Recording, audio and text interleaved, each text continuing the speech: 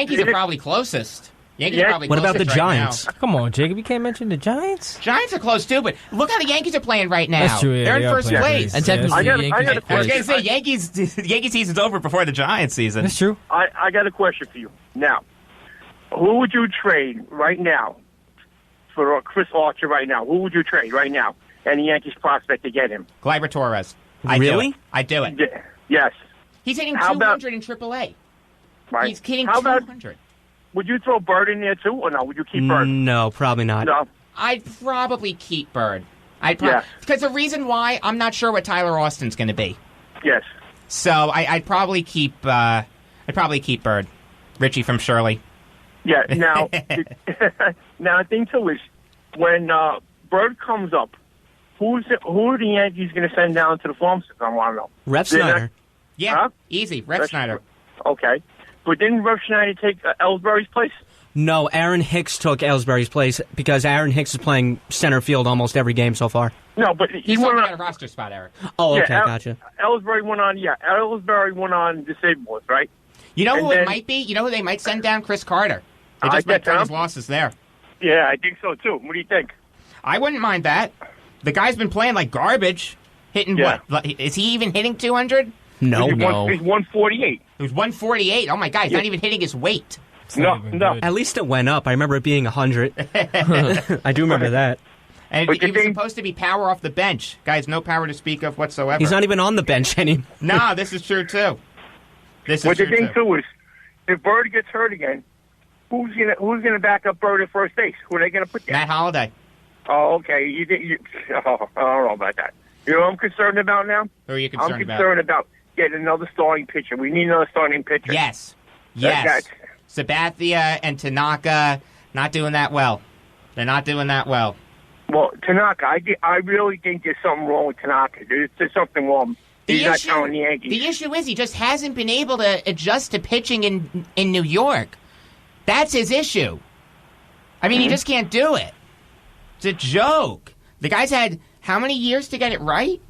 And he can't do it? How long has it been? Like 4 years so far? So he came over when Beltran, Ellsbury, and McCann came over. So whenever their first year was. All right, we got to take a quick break. Don't go anywhere because we will have an exclusive interview with Dave Heller, the author of Ken Williams, A Slugger in Ruth's Shadow, coming up next on Beyond the Game on the Voice of Nassau Community College 90.3 WHPC. Kaya weighed just 1 pound 1 ounce at birth and endured a grueling 163 days in the hospital. Thanks to research funded by the March of Dimes, Kaya survived premature birth, the #1 killer of babies in the United States. The birth of a child is supposed to be a joyful event, yet each year about 380,000 babies like Kaya are born too soon, and many have serious health problems that can last a lifetime. But you can change that. Join 3 million friends, families, and colleagues in more than 500 communities across the nation in March for Babies. The money we raise is so important in fighting premature birth and other life-threatening challenges that newborns face. We're supporting research and programs that help more moms have full-term pregnancies and healthier babies. Sign up, join a team, and start fundraising today at marchforbabies.org. Together, we can fight premature birth and help more babies be born healthy. You know the feeling when you hear sounds of hip-hop and reggae? Well, you're in for a treat. It's flavorful. What? Extraordinary. Really? And mind-blowing. It's saucy. Tune into It's Saucy, where I cook up and dish out the latest news in hip-hop and reggae. There will be interviews with artists and students, along with trending topics on Twitter, Instagram, and Snapchat. This is your voice for all things saucy. Ooh, saucy. You don't want to miss out. This is DJ Steph. Woo! Listen to me on Wednesday nights at 9 o'clock here on the Voice of Nassau Community College, 90.3 WHPC. The Storks are bringing me a baby brother. We can do this together. All right, let's go. Storks know how to keep kids safe. Do you? Oh my gosh, you don't know. I know. You don't. Oh man, you laugh when you're uncomfortable. No. Making sure your child is in the right car seat is one of the steps to safer travel. I will rock this. You will rock this. To know for sure that your child is in the right car seat for their age and size, visit safercar.gov/the-right-seat. Cool. Very cool. Brought to you by the National Highway Traffic Safety Administration and the Ad Council. Yo, what happened to your hair? You have have to experience what I just experienced. What'd you do? Stick your finger in an electric outlet or something? Close. I just listened to electric air. Electric air. Electric air. Can everyone stop repeating electric air and tell me what electric air is? Electric air will get your heart racing, neurons sparking, and lips smiling. Join me, Tova, as I shock your ears with EDM's greatest hits. 5 out of 5 doctors agree 1 hour of electric air every week is just what you need to increase your energy and leave you feeling stimulated. Side effects may include uncontrollable mood swings, shuffling, and in some extreme cases, headbanging. Too much headbanging, huh? Dude, those side effects are serious. Seriously amazing. So join me every Wednesday night at 8 for Electric Air on the voice of Nassau Community College, 90.3 WHPC.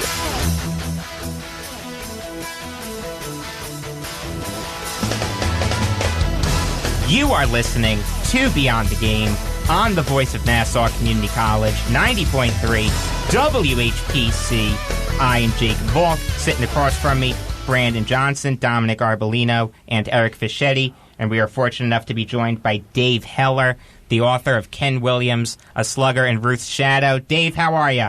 Hey, I'm doing great. How you guys doing? Doing good. Very good. Thank you. So what exactly is your book about? Well, it's about Ken Williams, obviously, who played majority of his time back in the 1920s for the St. Louis Browns. So not necessarily a household name, but someone who pretty much ran under the radar in modern-day times, although at the time, looking back at his career, really was one of the most fierce sluggers of the game, and he's been kind of forgotten in history. Obviously, Babe Ruth, who's also mentioned in the title, is in a class by himself, and but Ken was probably in the next class down. But as years have gone on, he's just kind of been forgotten, other than being a footnote as the first guy to steal 30 bases and hit 30 home runs in a season. Okay. What would you say to people who've never heard of Williams? Well, I'd say I think it's an interesting story. It's basically how he got his start in his career. It's back then it was a lot different than it is now. Obviously, trying to find baseball players and get a start, and he kind of was on the West Coast, which at the time was not a hotbed of baseball like it is now. But as far as what else about him, like I said, he was the first 30-30 player, and no one else did it again for over 30 years after he did it. Willie Mays in the 50s did it, and no one in the American League did it for about 50 years later. So he has that distinction. Obviously, he also broke Babe Ruth's home run streak. Ruth led the league in 18 to 21, and Ken Williams led in 22.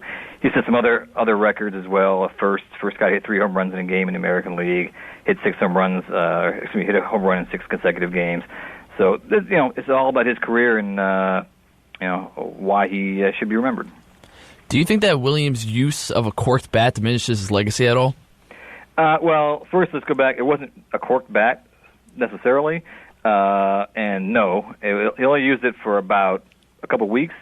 Babe Ruth also used we'll call it corked bat, illegal bat, around the same time. I don't think his legacy is anything diminished for sure. George Sisler was a teammate of Ruth, also used a doctored bat. He used to hammer nails into his bat. Again, I don't think his legacy is diminished. And if you read the book as well, after that bat was deemed illegal, he went on a hitting tear with a quote-unquote normal bat, which was even better than when he had the so-called illegal bat, which he just basically took 2 pieces of wood, different kind of wood, and pasted them together. So it wasn't like he had, cork, or as we use nowadays, they used to use Super Balls back in the 70s and 80s. So it wasn't like he hollowed out the bat and put stuff inside. He manufactured a bat, which is now illegal, which was then ruled illegal. Okay. Can you take us through a typical day for you when you were writing this book? I'm not sure there was a typical day. I worked in this for quite a long time and was working other jobs. A lot of it was spent in the library, local library. Was able to get some papers from St. Louis and other areas like Regina, Canada, and Spokane, Washington, where he played in the minors, and Portland, Oregon.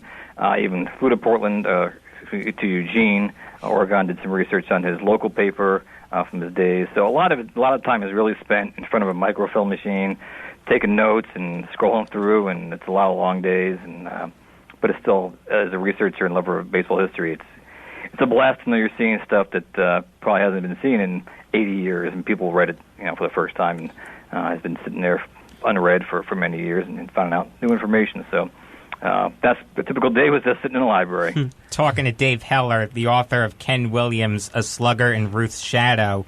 And at the end of the 1924 season, Williams was almost traded to the Yankees for Waite Hoyt. How good do you think that trade would have made the Yankees? Well, the Yankees are pretty good regardless, right? 25, they didn't have a very good year. Mainly Ruth was, had his issues. And then in 26, Ruth decided to try to steal second base. Right, exactly. They turned out okay in 27 and beyond, though, so he made up for it. They were all right. Yeah, but I think actually it wouldn't have hurt their cause. I mean, he was a top-notch slugger. I think he would have done well in their ballpark with the even shorter right field fence than they had in St. Louis. It would help. I think it would have helped Ken's legacy more than it would help the Yankees' legacy because the Yankees obviously did well anyways. But I think it would definitely help Ken's legacy a lot more. In your opinion, should Williams be in the Hall of Fame? That's a good question. I try to tackle that in the book a little bit. Kind of go back and forth.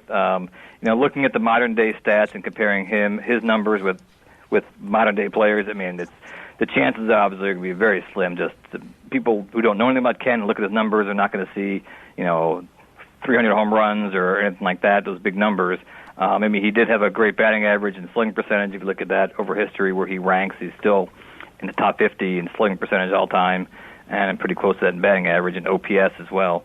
So he has the numbers in that sense, and I think if you look back at how he compared to players during his era, he was a Hall of Fame caliber. And if there was a Hall of Fame back in 1930, for example, or 35, maybe he would have got in. But, it was the Hall of Fame came around so late for his career. The power numbers took off, and the Hall of Fame was very slow to establish players to get in there. So I think it's going to be difficult for him to get in. All right, so how much do you think that playing in the same era as Babe Ruth lessens people's regard for Williams? A lot. I mean, obviously, Babe Ruth, like I said before, he stands out by himself. Yeah. And he's the one everyone knows. And then Ken, as the book title suggests, kind of got lost in his shadow. So it didn't help his cause. And then, then guys like Gehrig and, other players like that came along as well. And the offense really picked up, especially in the 1930s. And so he kind of got lost in the shuffle. All right, so what's your favorite Williams fact about him? Oh, my gosh. That's a good question. There's got to be one. I wasn't really prepared for that one.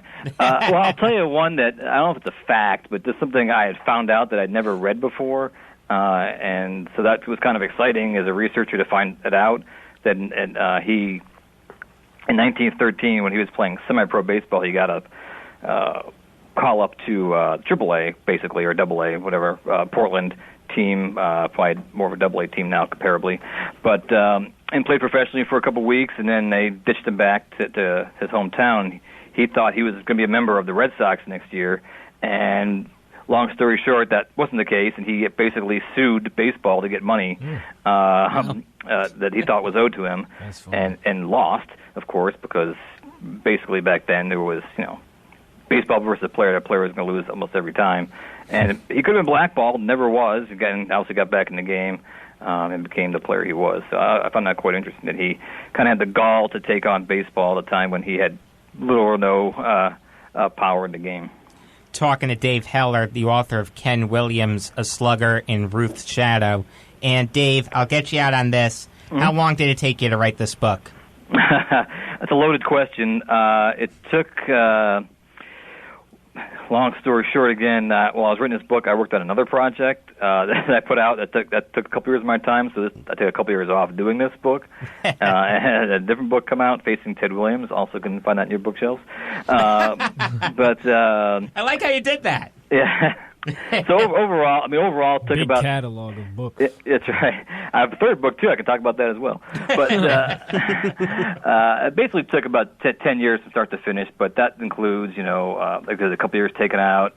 Kind of got in a little bit of a rut and tried to get back into it, and then find the publisher, get the publisher, and then it took another year and a half or 2 years once the publisher had it to get it out. So.